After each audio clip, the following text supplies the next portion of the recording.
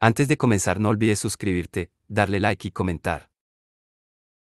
Puedes seguirme en mis redes sociales para apoyarme y proponerme nuevas historias. Enlaces en la descripción. El Señor de los Anillos. La Comunidad del Anillo. De J.R.R. Tolkien. Capítulo 16. Un viaje en la oscuridad. La luz gris menguaba otra vez rápidamente, cuando se detuvieron a pasar la noche. Estaban muy cansados. La oscuridad creciente velaba las montañas y el aire era frío. Gandalf le dio a cada uno un trago más del Mirubor de Rivendell. Luego de comer invitó a los otros a discutir la situación. No podemos, por supuesto, continuar esta noche, dijo. El ataque a la entrada del Cuerno Rojo nos ha dejado agotados y tenemos que descansar. ¿Y luego a dónde iremos? Preguntó Frodo. El viaje no ha terminado y no hemos cumplido aún nuestra misión, respondió Gandalf. No podemos hacer otra cosa que continuar, o regresar a Rivendell. El rostro se le iluminó a Pippin ante la sola mención de retornar a Rivendell. Merry y Sam se miraron esperanzados. Pero Aragorn y Boromir no reaccionaron. Frodo parecía preocupado. Me gustaría estar allí de vuelta, dijo. Pero ¿cómo regresar sin sentirnos avergonzados? A no ser que no haya en verdad otro camino y que nos declaremos vencidos. Tienes razón, Frodo, dijo Gandalf, regresar es admitir la derrota y enfrentar luego derrotas peores. Si regresamos ahora, el anillo tendrá que quedarse allí, no podremos partir otra vez. Luego, tarde o temprano, Rivendell será sitiada y destruida a corto y amargo plazo. Los espectros del anillo son enemigos mortales, pero solo sombras del poder y del terror que llegarían a manejar si el anillo soberano cae de nuevo en manos de Sauron. Entonces tenemos que continuar, si hay un camino, dijo Frodo suspirando. Sam tenía de nuevo un aire lúgubre. Hay un camino que podemos probar, dijo Gandalf. Desde el comienzo, cuando consideré por vez primera este viaje, pensé que valía la pena intentarlo. Pero no es un camino agradable y no os dije nada. Aragorn no estaba de acuerdo, al menos no hasta que intentáramos cruzar las montañas. Si es un camino peor que el de la Puerta del Cuerno Rojo, tiene que ser realmente malo, dijo Merry. Pero será mejor que nos hables y nos enteremos enseguida de lo peor. El camino de que hablo conduce a las minas de Moria, dijo Gandalf. Solo Gimli alzó la cabeza, con un fuego de brasas en la mirada. Todos los demás sintieron miedo de pronto. Aun para los hobbits era una leyenda que evocaba un oscuro terror. El camino puede llevar a Moria, pero ¿cómo podríamos saber si nos sacará de Moria? Dijo Aragorn, sombrío. Es un nombre de malos augurios, dijo Boromir. Y no veo la necesidad de ir allí. Si no podemos cruzar las montañas, viajemos hacia el sur hasta el paso de Rohan donde los hombres son amigos de mi pueblo, tomando el camino que yo seguí hasta aquí. O podemos ir todavía más lejos y cruzar el Isen hasta Playa Larga y Levenin y así llegar a Gondor desde las regiones cercanas al mar. Las cosas han cambiado desde que viniste al norte, Boromir, replicó Gandalf. ¿No oíste lo que dije de Saruman? Quizá tengamos que arreglar cuentas antes que esto haya terminado. Pero el anillo no ha de acercarse a Isengard, si podemos impedirlo. El paso de Rohan está cerrado para nosotros mientras vayamos con el portador. En cuanto al camino más largo, no tenemos tiempo. Un viaje semejante podría llevarnos un lío y tendríamos que pasar por muchas tierras desiertas donde no encontraríamos ningún refugio. Y no estaríamos seguros. Los ojos vigilantes de Saruman y el enemigo están puestos en esas tierras. Cuando viniste al norte, Boromir, no eras a los ojos del enemigo más que un viajero extraviado del sur y asunto de poca monta para él. No pensaba en otra cosa que en perseguir el anillo. Pero ahora volverías como miembro de la Compañía del Anillo y estarías en peligro mientras permanecieses con nosotros. El peligro aumentaría con cada legua que hiciésemos hacia el sur bajo el cielo desnudo. Desde que intentamos cruzar el paso, nuestra situación se ha hecho aún más difícil, temo. Veo pocas esperanzas, si no nos perdemos de vista durante un tiempo y cubrimos nuestras huellas. Por lo tanto aconsejo que no vayamos por encima de las montañas, ni rodeándolas, sino por debajo. De cualquier modo es una ruta que el enemigo no esperará que tomemos. No sabemos lo que él espera, dijo Boromir.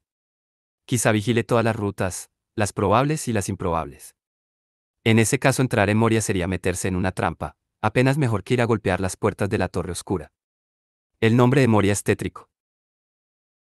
Hablas de lo que no sabes, cuando comparas a Moria con la fortaleza de Sauron. Respondió Gandalf. De todos nosotros yo he sido el único que he estado alguna vez en los calabozos del Señor Oscuro y esto solo en la morada de Dol Guldur, más antigua y menos importante.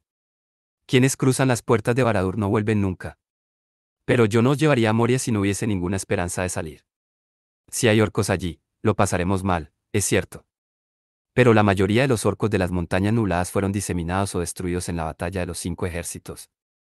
Las águilas informan que los orcos están viniendo otra vez desde lejos, pero hay esperanzas de que Moria esté todavía libre. Hasta es posible que haya enanos allí y que en alguna sala subterránea construida en otro tiempo encontremos a Balin hijo de Fundin.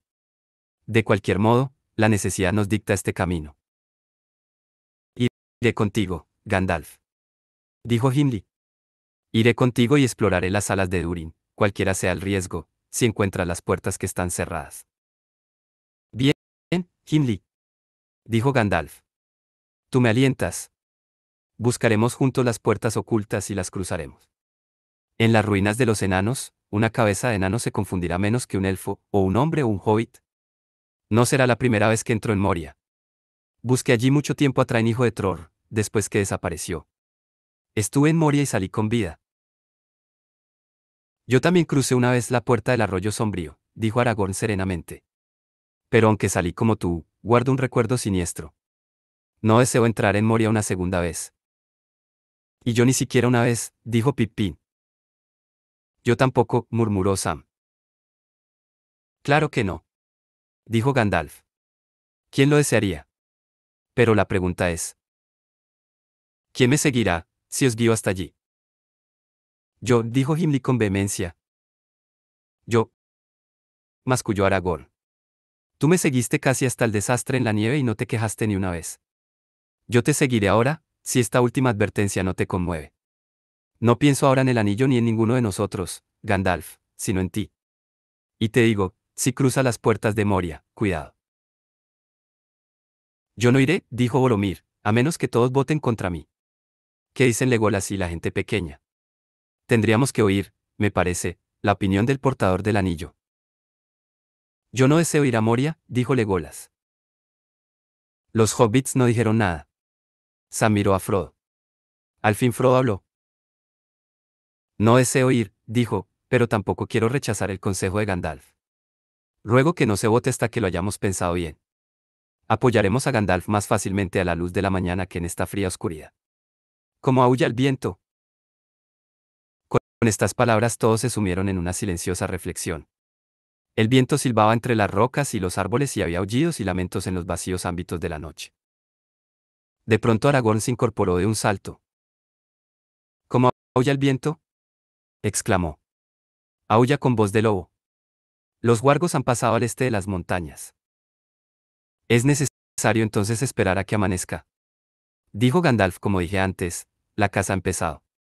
Aunque vivamos para ver el alba, ¿quién querrá ahora viajar al sur de noche con los lobos salvajes pisándonos los talones?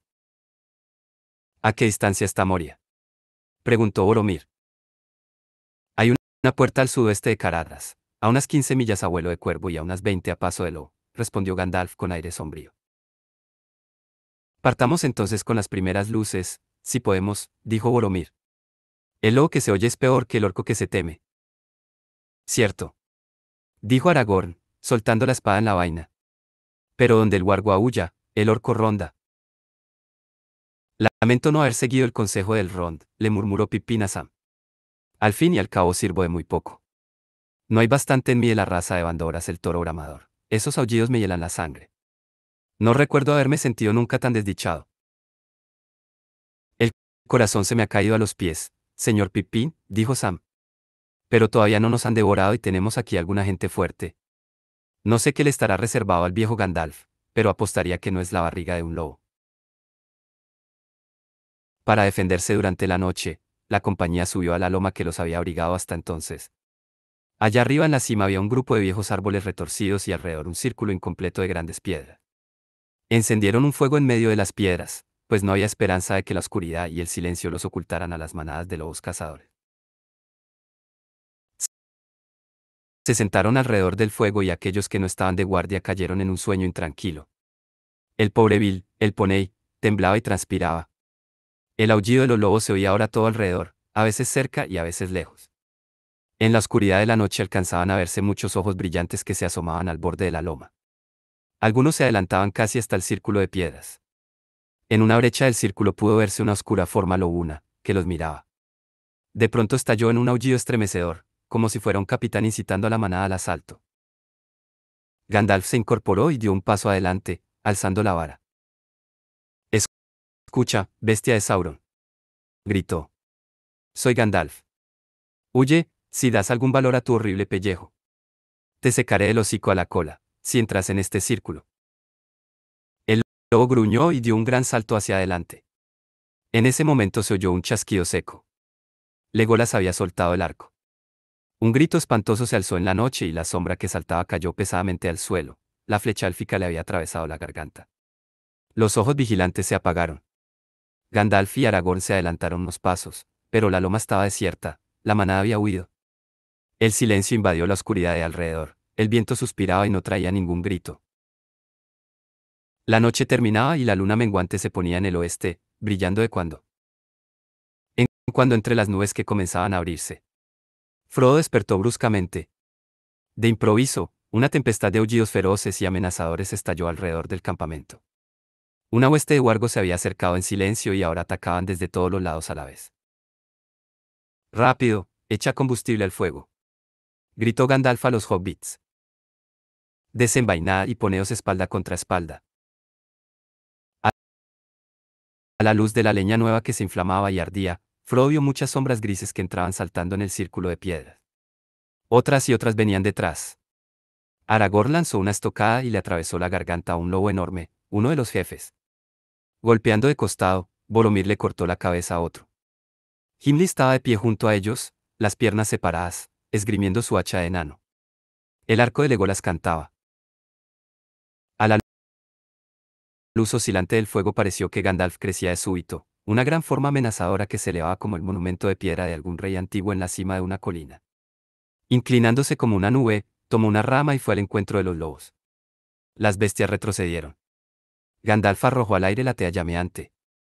La madera se inflamó con un resplandor blanco, como un relámpago en la noche, y la voz del mago rodó como el trueno. Naoran Edraitam. Naordan y Naurot.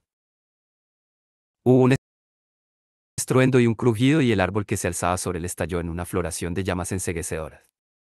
El fuego saltó de una copa a otra. Una luz resplandeciente coronó toda la colina. Las espadas y cuchillos de los defensores brillaron y refulgieron.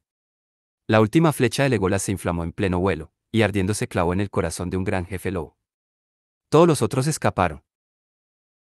El fuego se extinguió lentamente hasta que solo quedó un movimiento de cenizas y chispas y una humareda acre subió en volutas de los muñones quemados de los árboles, envolviendo oscuramente la loma mientras las primeras luces del alba parecían pálidas en el cielo.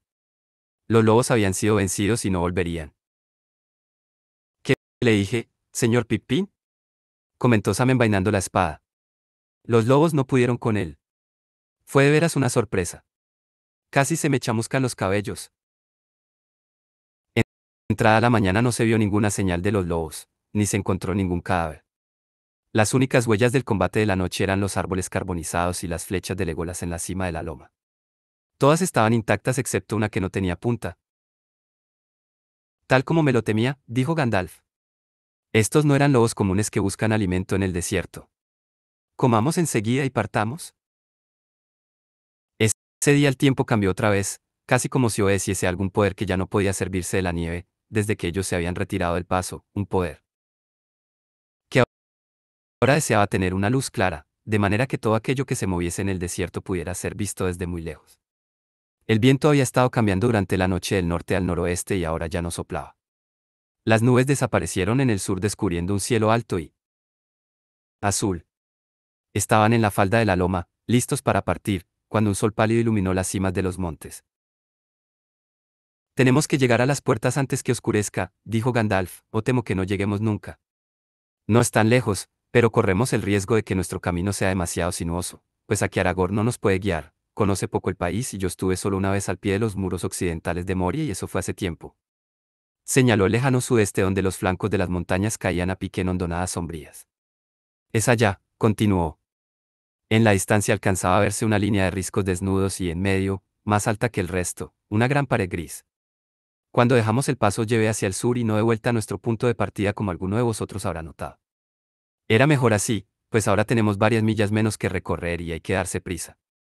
¿Vamos? No sé qué esperar, dijo Boromir ceñudamente, que Gandalf encuentre lo que busca, o que llegando a los riscos descubramos que las puertas han desaparecido para siempre. Todas las posibilidades parecen malas, y que quedemos atrapados entre los lobos y el muro es quizá la posibilidad mayor. En marcha.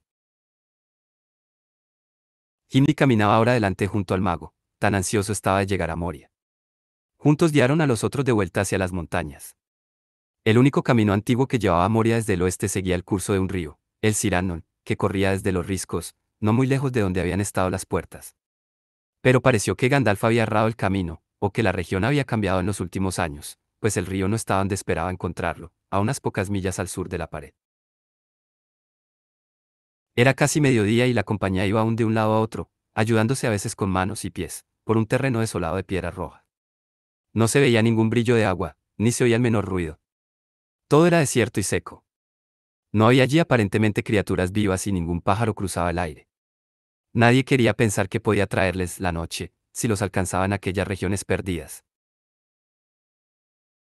De pronto Gimli, que se había adelantado, les gritó que se acercaran. Se había subido a una pequeña loma y apuntaba a la derecha. Se apresuraron y vieron allí abajo un cauce estrecho y profundo. Estaba vacío y silencioso y entre las piedras del lecho, pardas y manchadas de rojo, corría apenas un hilo de agua. Junto al borde más cercano había un sendero ruinoso que serpeaba entre las paredes derruidas y las piedras de una antigua carretera.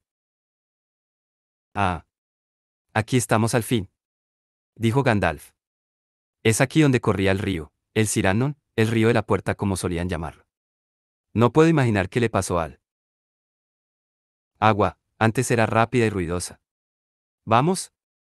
Tenemos que darnos prisa. Estamos retrasados. Todos estaban cansados y tenían los pies doloridos, pero siguieron tercamente por aquella senda sinuosa y áspera durante muchas millas. El sol comenzó a descender. Luego de un breve descanso y una rápida comida, continuaron la marcha. Las montarías parecían observarlos de mala manera, pero el sendero corría por una profunda hondonada y solo veían las estribaciones más altas y los picos lejanos del este. Al fin llegaron a una vuelta brusca del sendero. Habían estado marchando hacia el sur entre el borde del canal y una pendiente abrupta a la izquierda, pero ahora el sendero corría de nuevo hacia el este. Casi enseguida vieron ante ellos un risco bajo, de unas 5 brazas de alto, que terminaba en un borde mellado y roto. Un hilo de agua bajaba del risco, goteando a lo largo de una grieta que parecía haber sido cavada por un salto de agua, en otro tiempo caudaloso. Las cosas han cambiado en verdad, dijo Gandalf. Pero no hay error posible respecto del sitio. Esto es todo lo que queda de los saltos de la escalera. Si recuerdo bien, hay unos escalones tallados en la roca a un lado, pero el camino principal se pierde doblando a la izquierda y sube así hasta el terreno llano de la cima. Había también un valle poco profundo que subía más allá de las cascadas hasta las murallas de Moria y el Sirannon atravesaba ese valle con el camino a un lado. Vayamos a ver cómo están las cosas ahora. Encontraron los escalones de piedra sin dificultad y Gimli los subió saltando, seguido por Gandalf y Frodo. Cuando llegaron a la cima vieron que por ese lado no podían ir más allá y descubrieron las causas del secamiento del arroyo de la puerta.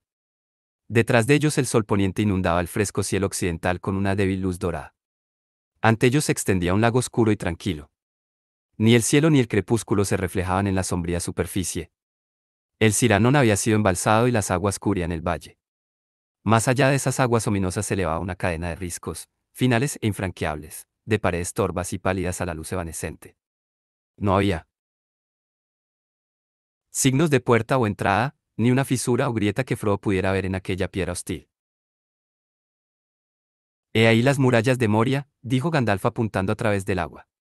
Y allí hace un tiempo estuvo la puerta de los elfos en el extremo del camino de Aceveda, por donde hemos venido. Pero esta vía está cerrada. Nadie en la compañía, me parece, querría nadar en estas aguas tenebrosas a la caída de la noche. Tienen un aspecto malsano. Busquemos un camino que bordee el lado norte, dijo Gimli. La compañía tendría que subir ante todo por el camino principal y ver a dónde lleva. Aunque no hubiera lago, no conseguiríamos que nuestro poney de carga trepara por estos escalones. De cualquier modo no podríamos llevar a la pobre bestia a las minas, dijo Gandalf. El camino que corre por debajo de las montañas es un camino oscuro y hay trechos angostos y escarpados por donde él no pasaría, aunque pasáramos nosotros. Pobre viejo Bill, dijo Frodo. No lo había pensado. Y pobre Sam. Me pregunto qué dirá. Lo lamento, dijo Gandalf. El pobre Bill ha sido un compañero muy útil y siento en el alma tener que abandonarlo ahora. Yo hubiera preferido viajar con menos peso y sin ningún animal y menos que ninguno este que Sam quiere tanto. Temí todo el tiempo que estuviésemos obligados a tomar ese camino. El día estaba terminando y las estrellas frías parpadeaban en el cielo bien por encima del sol poniente, cuando la compañía trepó con rapidez por las laderas y bajó a la orilla del lago. No parecía tener de ancho más de un tercio de milla, como máximo. La luz era escasa y no alcanzaban a ver hasta dónde iba hacia el sur, pero el extremo norte no estaba más de media milla y entre las crestas rocosas que encerraban el valle y la orilla del agua había una franja de tierra descubierta. Se adelantaron deprisa, pues tenían que recorrer una milla o dos antes de llegar al punto de la orilla opuesta indicado por Gandalf, y luego había que encontrar las puertas. Llegaron al extremo norte del lago y descubrieron allí que una caleta angosta les cerraba el paso. Era de aguas verdes y estancadas y se extendía como un brazo cenagoso hacia las cimas de alrededor. Gimli dio un paso adelante sin titubear y descubrió que el agua era poco profunda y que allí en la orilla no le llegaba más arriba del tobillo.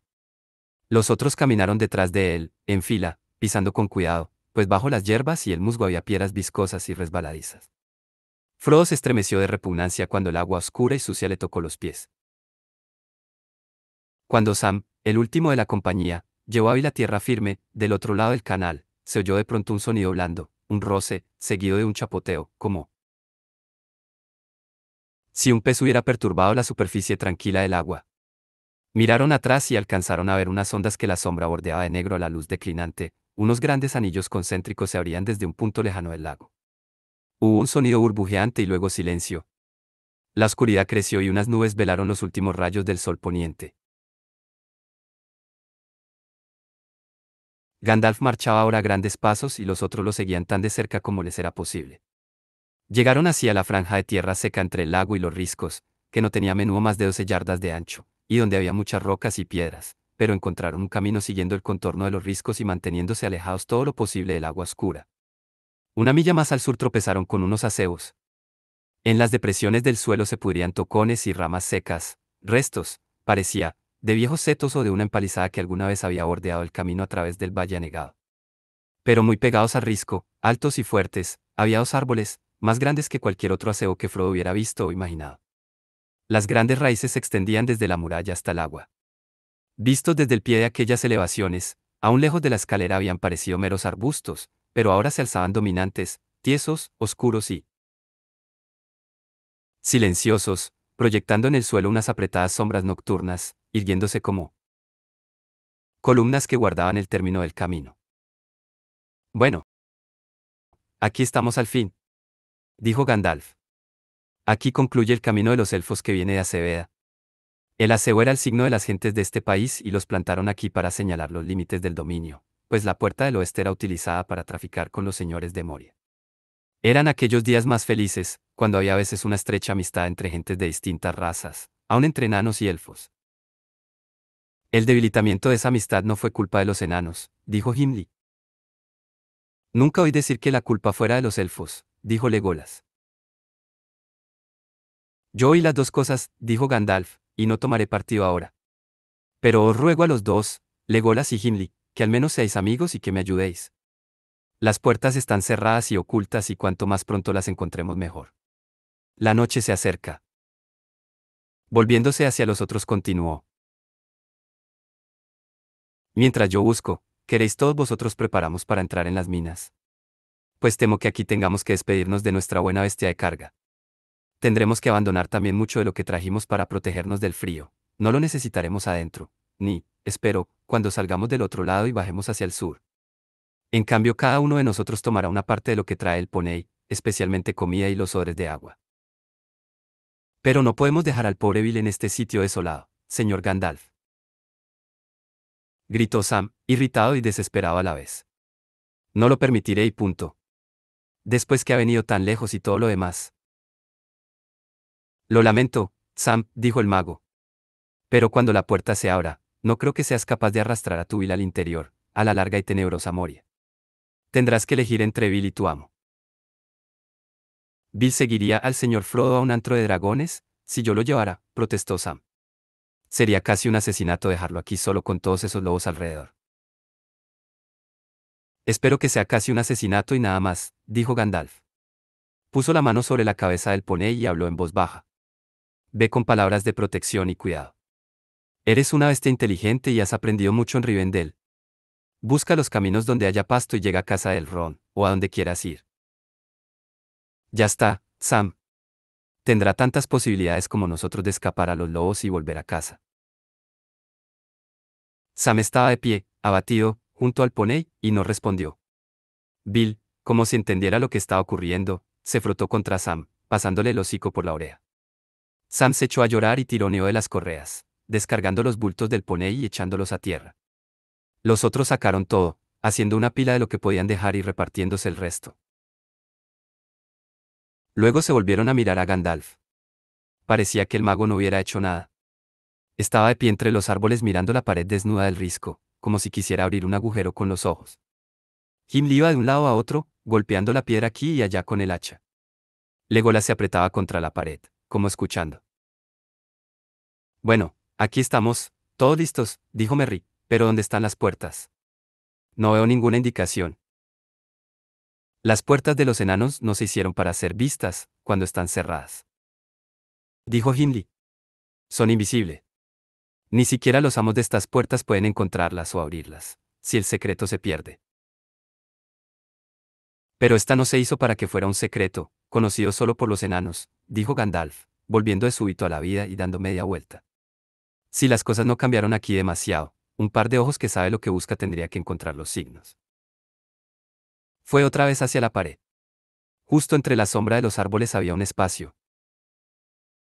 Liso y Gandalf pasó por allí las manos de un lado a otro, murmurando entre dientes. Luego dio un paso atrás. Mirad. Dijo. ¿Veis algo ahora? La luna brillaba en ese momento sobre la superficie de roca gris, pero durante un rato no vieron nada nuevo. Luego lentamente, en el sitio donde el mago había puesto las manos, aparecieron unas líneas débiles, como delgadas vetas de plata que corrían por la piedra. Al principio no eran más que hilos pálidos, como unos centelleos a la luz plena de la luna, pero poco a poco se hicieron más anchos y claros, hasta que al fin se pudo distinguir un dibujo. Arriba, donde Gandalf ya apenas podía alcanzar, había un arco de letras entrelazadas en caracteres élficos.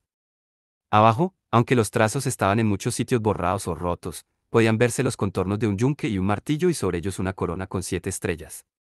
Más abajo había 2 árboles y cada uno tenía una luna creciente. Más clara que todo el resto, una estrella de muchos rayos brillaba en medio de la puerta. Son emblemas de Durin, exclamó Gimli. Y ese es el árbol de los altos elfos, dijo Legolas. Y la estrella de la casa de Feanor, dijo Gandalf. Están labrados en Ithildin, que solo refleja la luz de las estrellas y la luna y que duerme hasta el momento en que alguien lo toca pronunciando ciertas palabras que en la Tierra Media se olvidaron tiempo atrás. Las oí hace ya muchos años y tuve que concentrarme para recordarlas. ¿Qué dice la escritura? Preguntó Frodo mientras trataba de descifrar la inscripción en el arco. Pensé que conocía las letras élficas, pero estas no las puedo leer. Está escrito en una lengua élfica del oeste de la Tierra Media en los días antiguos, respondió Gandalf. Pero no dice nada de importancia para nosotros. Dicen solo las puertas de Durin, señor de Moria. Habla, amigo, y entra. Y más abajo en caracteres pequeños y débiles está escrito: yo, Narvi, construí estas puertas. Celebrimbor de Aceveda grabó estos signos. ¿Qué significa habla, amigo, y entra? Preguntó Merry. Es bastante claro, dijo Gimli. Si eres un amigo, dices la contraseña y las puertas se abren y puedes entrar. Sí, dijo Gandalf, es probable que estas puertas estén gobernadas por palabras. Algunas puertas de enanos se abren solo en ocasiones especiales, o para algunas personas en particular, y a veces hay que recurrir a cerraduras y llaves aun conociendo las palabras y el momento oportuno. Esta puerta no tiene llave. En los tiempos de Durin no eran secretas. Estaban de ordinario abiertas y los guardias vigilaban aquí. Pero si estaban cerradas, cualquiera que conociese la contraseña podía decirla y pasar. Al menos eso es lo que se cuenta, ¿no es así, Gimli? ¿Pero tú no conoces la palabra, Gandalf? Preguntó Boromir sorprendido. No, dijo el mago. Los otros parecieron consternados, solo Aragorn, que había tratado largo tiempo a Gandalf, permaneció callado e impasible. ¿De qué sirve entonces habernos traído a este maldito lugar? Exclamó Boromir, echando una ojeada al agua oscura y estremeciéndose. Nos dijiste que una vez atravesaste las minas. ¿Cómo fue posible si no sabes cómo entrar? La respuesta a tu primera pregunta, Boromir, dijo el mago, es que no conozco la palabra, todavía. Pero pronto atenderemos a eso. Y, añadió y los ojos le chispearon bajo las cejas erizadas, puedes preguntar de qué sirven mis actos cuando hayamos comprobado que son del todo inútiles. En cuanto a tu otra pregunta, ¿dudas de mi relato? ¿O has perdido la facultad de razonar? No entré por aquí. Vine del este. Si deseas saberlo, te diré que estas puertas se abren hacia afuera. Puedes abrirlas desde dentro empujándolas con las manos. Desde fuera nada las moverá excepto la contraseña indicada. No es posible forzarlas hacia adentro. ¿Qué vas a hacer entonces? Preguntó Pipín a quien no intimidaban las pobladas cejas del mago. Golpear a las puertas con tu cabeza, Peregrin Took, dijo Gandalf.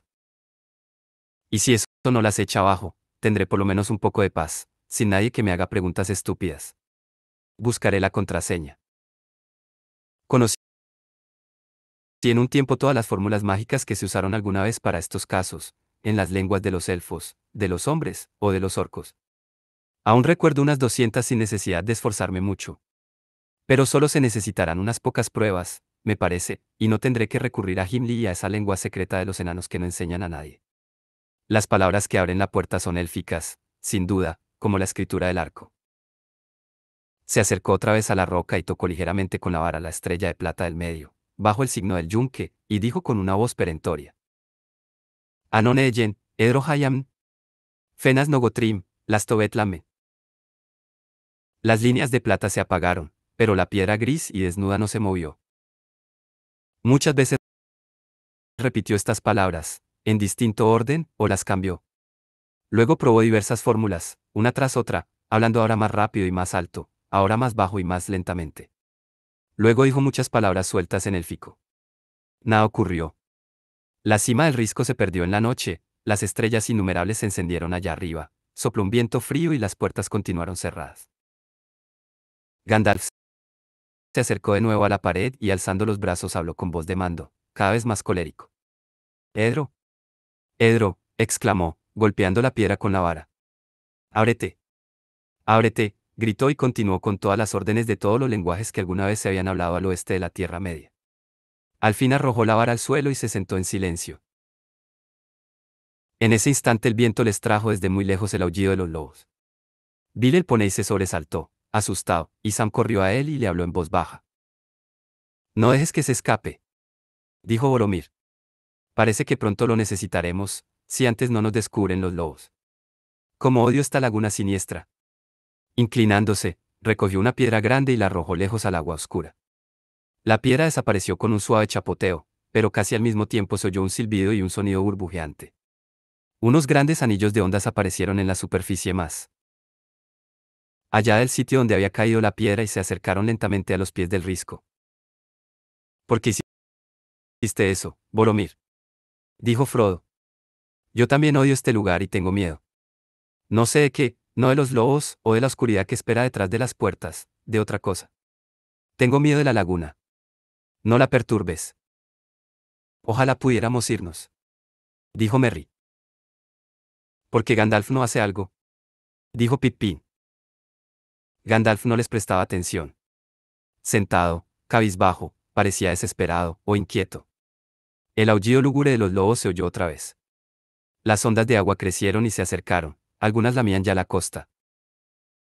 De pronto, tan de improviso que todos se sobresaltaron, el mago se incorporó vivamente. Se reía. Lo tengo. Gritó. Claro, claro. De una absurda simpleza, como todos los acertijos una vez que encontraste la solución. Recogiendo la vara y de pie ante la roca, dijo con voz clara, Mellón. La estrella brilló brevemente y se apagó. Enseguida, en silencio, se dibujó una gran puerta, aunque hasta entonces no habían sido visibles ni grietas ni junturas. Se dividió lentamente en el medio y se abrió hacia afuera pulgada a pulgada hasta que ambas hojas se apoyaron contra la pared. A través de la abertura pudieron ver una escalera sombría y empinada, pero más allá de los primeros escalones la oscuridad era más profunda que la noche. La compañía miraba con ojos muy abiertos. Después de todo, yo estaba equivocado, dijo Gandalf, y también Gimli. Merry, ¿quién lo hubiese creído? Encontró la buena pista. La contraseña estaba inscrita en el arco. La traducción tenía que haber sido, di, amigo, y entra. Solo tuve que pronunciar la palabra amigo en élfico y las puertas se abrieron. Simple, demasiado simple para un docto maestro en estos días sospechosos. Aquellos eran tiempos más felices. Bueno, ¿vamos?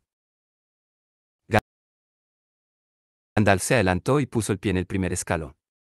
Pero en ese momento ocurrieron varias cosas. Frodo sintió que algo lo tomaba por el tobillo y cayó dando un grito. Se oyó un relincho terrible y Bilbo corrió espantado a lo largo de la orilla perdiéndose en la oscuridad. Sam saltó detrás y oyendo enseguida el grito de Frodo regresó deprisa, llorando y maldiciendo. Los otros se volvieron y observaron que las aguas huían, como si un ejército de serpientes viniera nadando desde el extremo sur. Un largo y sinuoso tentáculo se había arrastrado fuera del agua, era de color verde pálido, fosforescente y húmedo. La extremidad provista de dedos había aferrado a Frodo y estaba llevándolo hacia el agua. Sam, de rodillas, lo atacaba a cuchilladas. El brazo soltó a Frodo y Sam arrastró a su amo alejándolo de la orilla y pidiendo auxilio. Aparecieron otros 20 tentáculos extendiéndose como ondas. El agua oscura hirvió y el hedor era espantoso. Por la puerta. Subid las escaleras. Rápido. Gritó Gandalf saltando hacia atrás. Arrancándolos al horror que parecía haberlos encadenado a todos al suelo, excepto a Sam, Gandalf consiguió que corrieran hacia la puerta. Habían reaccionado justo a tiempo. Sam y Frodo estaban unos pocos escalones arriba y Gandalf comenzaba a subir cuando los tentáculos se retorcieron tanteando la playa angosta y palpando la pared del risco y las puertas. Uno reptó sobre el umbral, reluciendo a la luz de las estrellas. Gandalf se volvió e hizo una pausa. Estaba considerando qué palabra podría cerrar la galería desde dentro cuando unos brazos serpentinas se enroscaron a las puertas y con un terrible esfuerzo las hicieron girar. Las puertas batieron resonando y la luz desapareció. Un ruido de crujidos y golpes llegó sordamente a través de la piedra maciza. Sam, haciéndose el brazo de Frodo, se dejó caer sobre un escalón en la negra oscuridad. Pobre viejo Bill, dijo con voz entrecortada. Lobos y serpientes. Pero las serpientes fueron demasiado para él. Tuve que elegir, señor Frodo. Tuve que venir con usted. Oyeron que Gandalf bajaba los escalones y arrojaba la vara contra la puerta.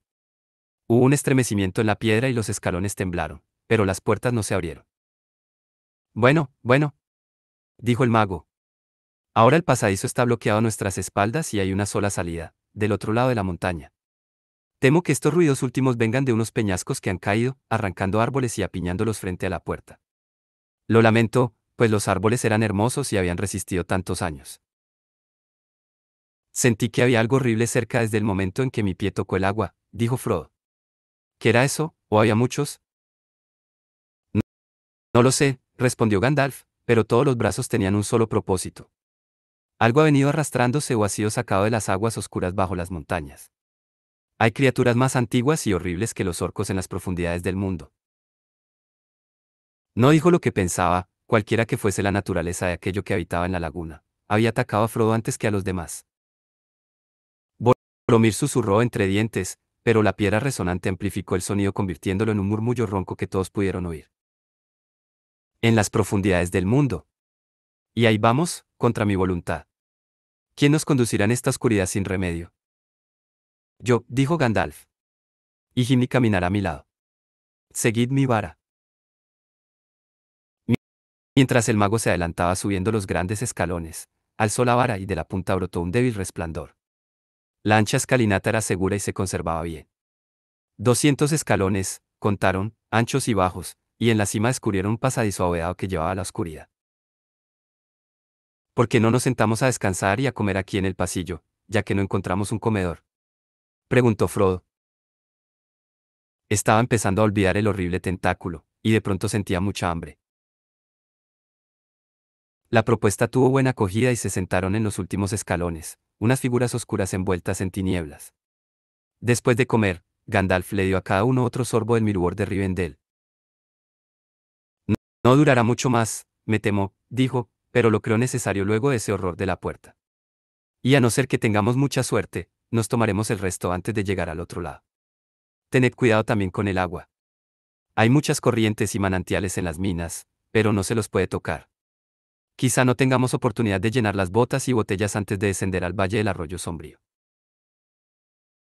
¿Cuánto tiempo nos llevará?, preguntó Frodo. No, no puedo decirlo, respondió Gandalf. Depende de muchas cosas. Pero yendo directamente, sin contratiempos ni extravíos, tardaremos 3 o 4 jornadas, espero. No hay menos de 40 millas entre la puerta del oeste y el portal del este. En línea recta, y es posible que el camino dé muchas vueltas. Luego de un breve descanso, se pusieron otra vez en marcha. Todos ellos deseaban terminar esta parte del viaje lo antes posible y estaban dispuestos, a pesar de sentirse tan cansados, a caminar durante horas. Gandalf iba al frente como antes. Llevaba en la mano izquierda la vara centelleante, que solo alcanzaba a iluminar el piso ante él, en la mano derecha esgrimía la espada Glamdring. Detrás de Gandalf iba Gimli, los ojos brillantes a la luz débil mientras volvía la cabeza a los lados. Detrás del enano caminaba Frodo, que había desenvainado la espada corta, Dardo. De las hojas de Dardo y Glamdring no venía ningún reflejo y esto era auspicioso, pues habiendo sido forjadas por elfos de los días antiguos estas espadas brillaban con una luz fría si había algún orco cerca. Detrás de Frodo marchaba Sam y luego Legolas y los hobbits jóvenes y Boromir. En la oscuridad de la retaguardia, grave y silencioso, caminaba Aragorn. Después de doblar a un lado y a otro unas pocas veces el pasadizo empezó a descender. Siguió así un largo rato, en un descenso regular y continuo hasta que corrió otra vez horizontalmente. El aire era ahora cálido y sofocante, aunque no viciado, y de vez en cuando sentían en la cara una corriente de aire fresco que parecía venir de unas aberturas disimuladas en las paredes. Había muchas de estas aberturas. Al débil resplandor de la vara del mago, Frodo alcanzaba a ver escaleras y arcos y pasadizos y túneles, que subían, o bajaban bruscamente, o se abrían a las tinieblas de ambos lados. Hubiera sido fácil extraviarse y nadie hubiera podido recordar el camino de vuelta. Gimli ayudaba a Gandalf muy poco, excepto mostrando resolución y coraje. Al menos no parecía perturbado por la mera oscuridad, como la mayoría de los otros. El mago lo consultaba a menudo cuando la elección del camino se hacía dudosa, pero la última palabra la daba siempre Gandalf. Las minas de Moria eran de una vastedad y complejidad que desalaban la imaginación de Gimli, hijo de Glóin, nada menos que un enano de la raza de las montañas. A Gandalf los borrosos recuerdos de un viaje hecho en el lejano pasado no le servían de mucho, pero aún en la oscuridad y a pesar de todos los meandros del camino él sabía a dónde quería ir y no cejaría mientras hubiera un sendero que llevase de algún modo a la meta. No temáis, dijo Aragorn. Hubo una pausa más larga que de costumbre y Gandalf y Gimli murmuraron entre ellos, los otros se apretaron detrás, esperando ansiosamente. No temáis. Lo he acompañado en muchos viajes, aunque en ninguno tan oscuro, y en Rivendell se cuentan hazañas del más extraordinarias que todo lo que yo haya visto alguna vez. No se extraviará, si es posible encontrar un camino. Nos ha conducido aquí contra nuestros propios deseos, pero nos llevará de vuelta afuera, cueste lo que cueste. Estoy seguro de que en una noche cerrada encontraría el camino de vuelta más fácilmente que los gatos de la reina Berutiel. Era bueno para la compañía contar con un guía semejante. No disponían de combustible ni de ningún material para preparar una antorcha. En la huida precipitada hacia la puerta, habían dejado atrás muchos bultos. Pero sin luz hubieran caído pronto en la desesperación. No solo eran muchas las sendas posibles, también abundaban agujeros y fosas y a lo largo del camino se abrían pozos oscuros que devolvían el eco de los pasos. Había fisuras y grietas en las paredes y el piso y de cuando en cuando aparecía un abismo justo ante ellos. El más ancho medía cerca de 2 metros y Pipín tardó bastante en animarse a saltar.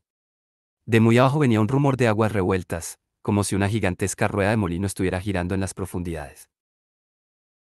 Una cuerda, murmuró Sam. Sabía que la necesitaría, si no la traía conmigo. medida que estos peligros eran más frecuentes, la marcha se hacía más lenta. Les parecía ya que habían estado caminando y caminando, interminablemente, hacia las raíces de la montaría. La fatiga los abrumaba y sin embargo no tenían ganas de detenerse. Frodo había recuperado un poco el ánimo luego de la comida y un sorbo del cordial, pero ahora una profunda inquietud, que llegaba al miedo, lo invadía otra vez. Aunque le habían curado la herida en Rivendell, la terrible cuchillada había tenido algunas consecuencias. Se le habían agudizado los sentidos y advertía ahora la presencia de muchas cosas que no podían ser vistas. Un síntoma de esos cambios, y que había notado muy pronto, era que podía ver en la oscuridad quizá más que cualquiera de los otros, excepto Gandalf. Y de todos modos él era el portador del anillo, le colgaba de la cadena sobre él. Pecho y a veces lo sentía como una carga pesada. Estaba seguro de que el mal los esperaba ya adelante y que a la vez venía siguiéndolos, pero no hacía ningún comentario. Apretaba la empuñadura de la espada y se adelantaba tercamente.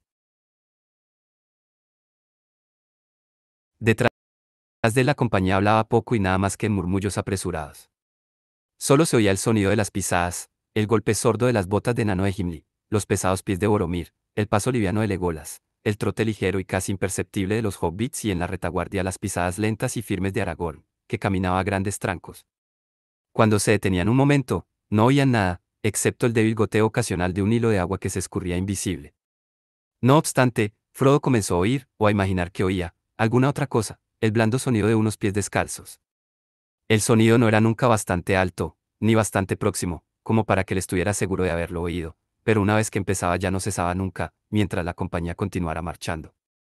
Pero no era un eco, pues cuando se detenían proseguía un rato, solo, antes de apagarse. Ya caía la noche cuando habían entrado en las minas. Habían caminado durante horas, haciendo breves escalas, y Gandalf tropezó de pronto con el primer problema serio. Ante él se alzaba un arco amplio y oscuro que se abría en 3 pasajes. Todos iban en la misma dirección, hacia el este, pero el pasaje de la izquierda bajaba bruscamente, el de la derecha subía, y el del medio parecía correr en línea recta, liso y llano, pero muy angosto. No tengo ningún recuerdo de este sitio, dijo Gandalf titubeando bajo el arco. Sostuvo en alto la vara con la esperanza de encontrar alguna marca o inscripción que lo ayudara a elegir, pero no había nada de esta especie. Estoy demasiado cansado para decidir, dijo, moviendo la cabeza.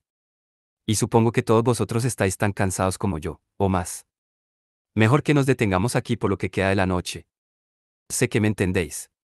Aquí está siempre oscuro, pero fuera la luna tardía hacia el oeste y la medianoche ha quedado atrás.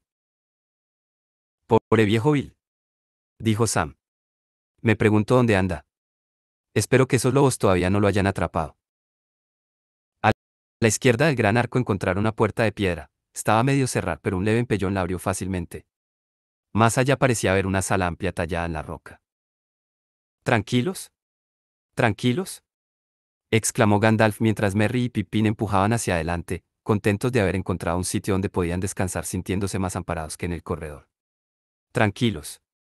Todavía no sabéis lo que hay dentro. Iré primero. Entró con cuidado y los otros lo siguieron en fila. Mirad, dijo apuntando al suelo con la vara. Todos miraron y vieron un agujero grande y redondo, como la boca de un pozo. Unas cadenas rotas y oxidadas colgaban de los bordes y bajaban al pozo negro. Cerca había unos trozos de piedra.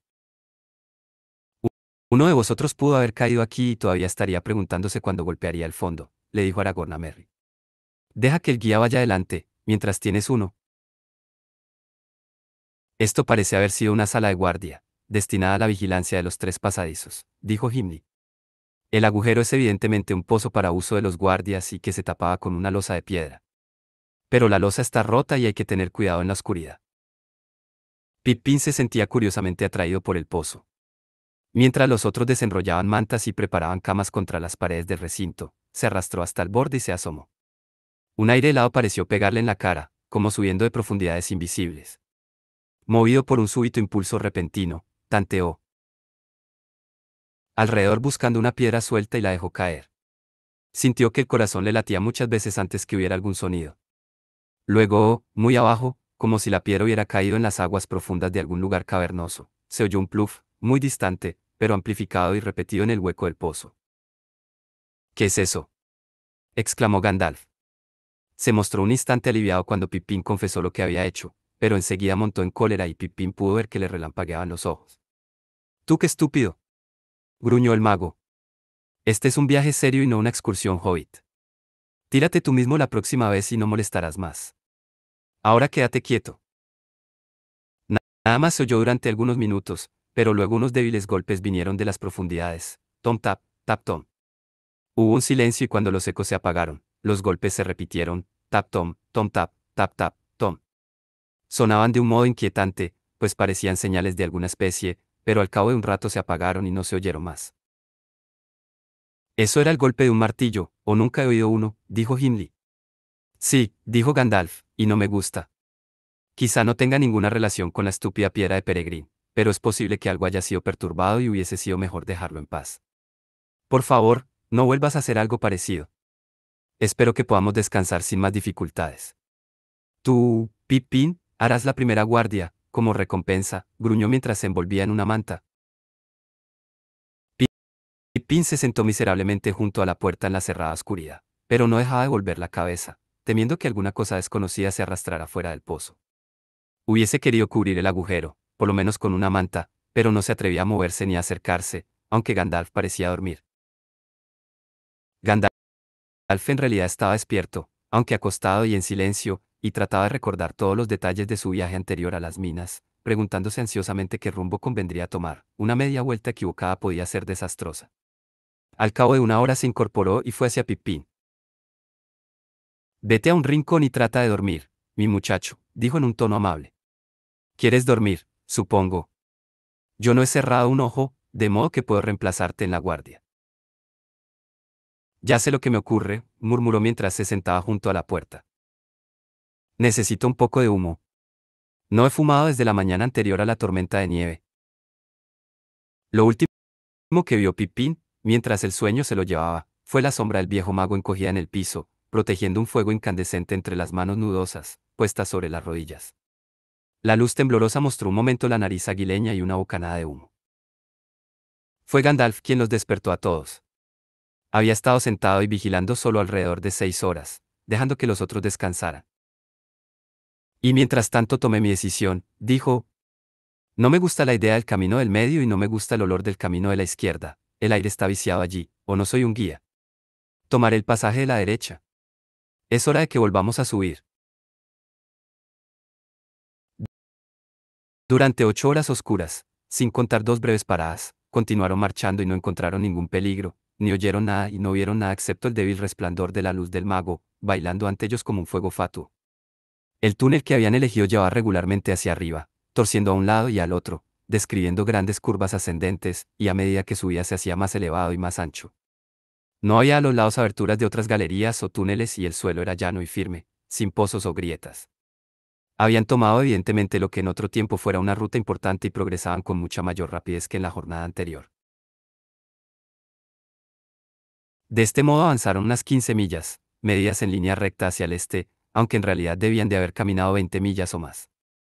A medida que el camino subía, el ánimo de Frodo mejoraba un poco, pero se sentía aún oprimido y aún oía a veces, o creía oír, detrás de la compañía, más allá de los ajetreos de la marcha, pisadas que venían siguiéndolos y que no eran un eco. Habían marchado hasta los límites de las fuerzas de los hobbits y estaban todos pensando en un lugar donde pudieran dormir, cuando de pronto las paredes de la izquierda y la derecha desaparecieron. Luego de atravesar una puerta abovedada habían salido a un espacio negro y vacío. Una corriente de aire tibio soplaba detrás de ellos y delante una fría oscuridad les tocaba las caras. Se detuvieron y se apretaron inquietos unos contra otros. Gandalf parecía complacido. Elegí el buen camino, dijo. Por lo menos estamos llegando a las partes habitables y sospecho que no estamos lejos del lado este. Pero nos encontramos en un sitio muy alto, más alto que la puerta del arroyo sombrío, a menos que me equivoque. Tengo la impresión de que estamos ahora en una sala amplia. Me arriesgaré a tener un poco de verdadera luz. Alzó la vara, que relampagueó brevemente. Unas grandes sombras se levantaron y huyeron y durante un segundo vieron un vasto cielo raso sostenido por numerosos y poderosos pilares tallados en la piedra. Ante ellos y a cada lado se extendía un recinto amplio y vacío. Las paredes negras, pulidas y lisas como el vidrio, refulgían y centelleaban. Vieron también otras 3 entradas.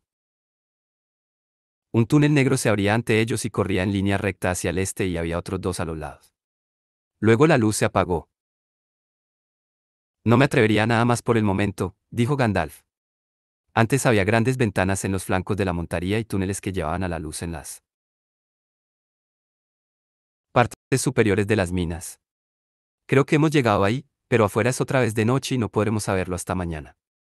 Si no me equivoco, quizá veamos apuntar el amanecer. Pero mientras tanto será mejor no ir más lejos. Descansemos, si es posible. Las cosas han ido bien hasta ahora y la mayor parte del camino oscuro ha quedado atrás. Pero no hemos llegado todavía al fin y hay un largo trayecto hasta las puertas que se abren al mundo. La compañía pasó aquella noche en la gran sala cavernosa, apretados todos en un rincón para escapar a la corriente de aire frío que parecía venir del arco del este.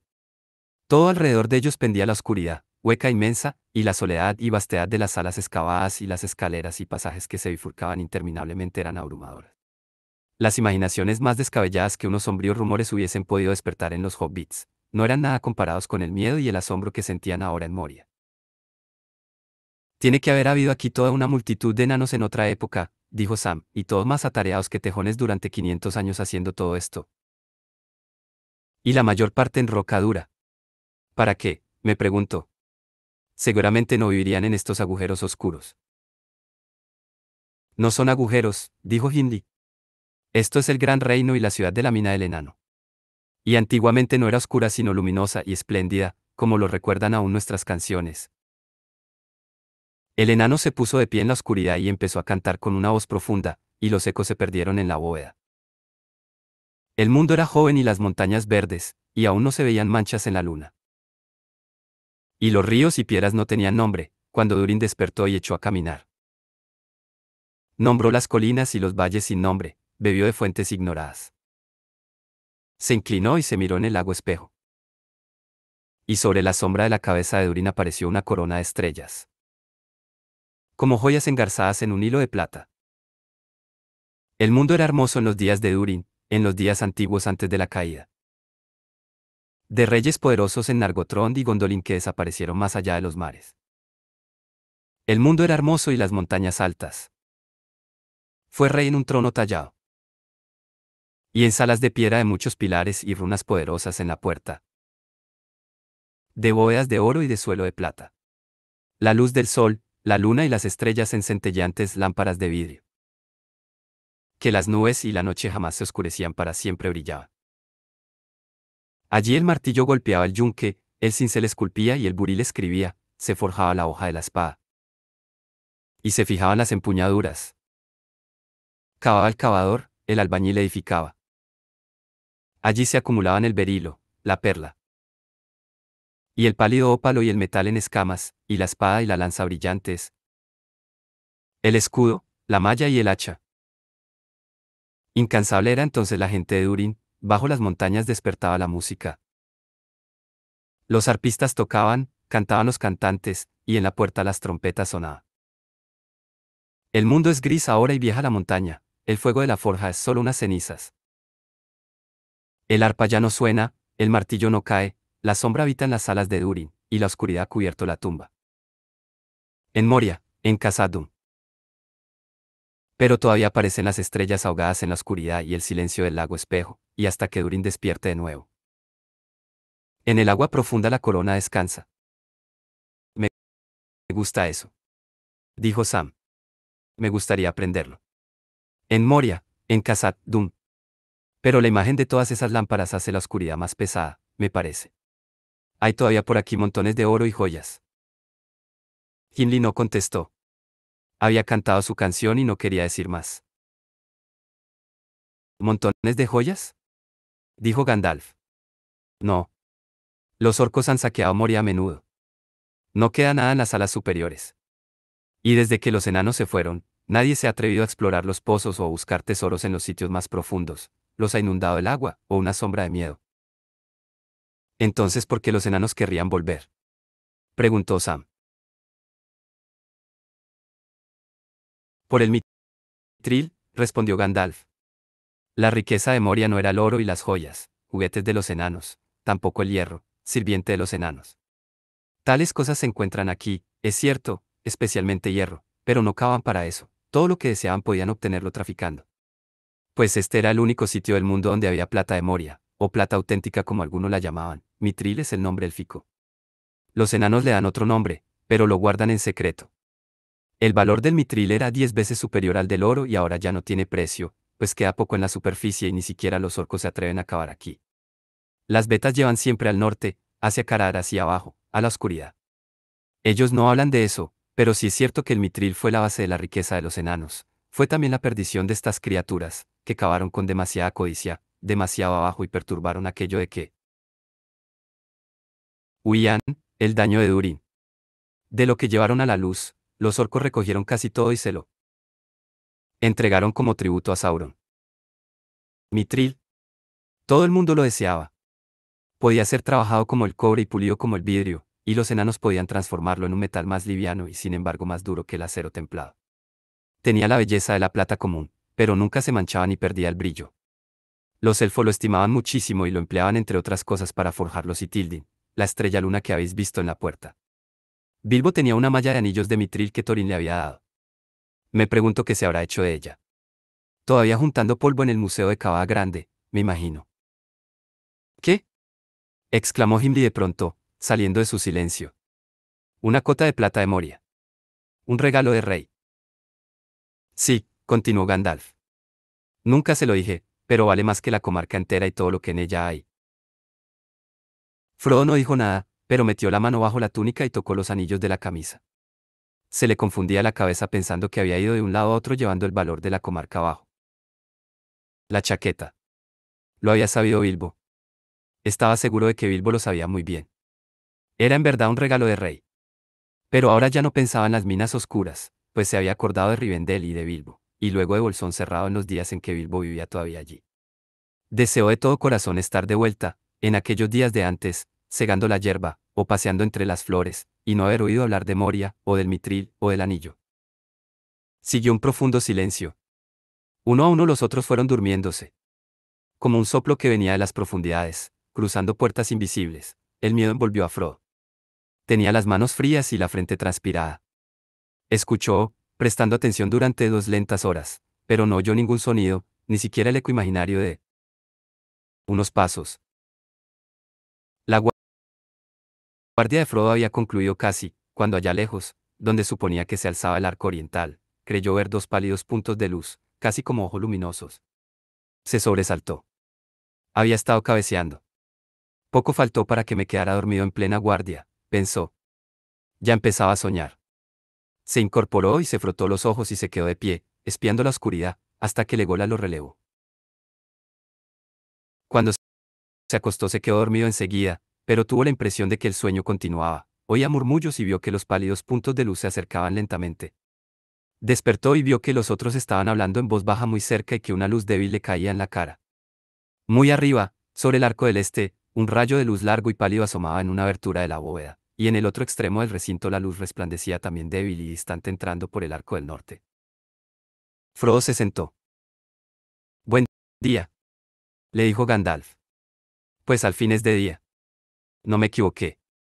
Estamos muy arriba en el lado este de Moria.